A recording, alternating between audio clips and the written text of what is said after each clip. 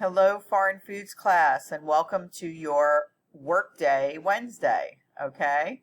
So make sure that you're working on your Foreign Foods poster for your herb or spice that you were assigned yesterday.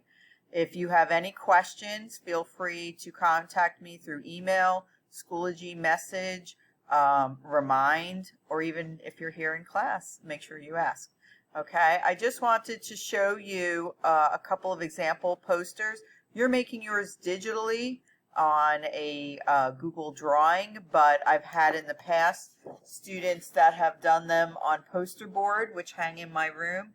Please make sure that your information is on the poster.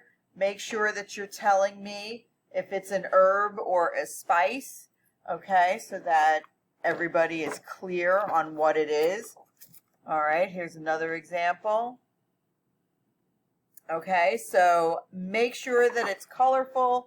Make sure it has a lot of information, all the information I need. Make sure that you're including all the aspects that I want on it, okay?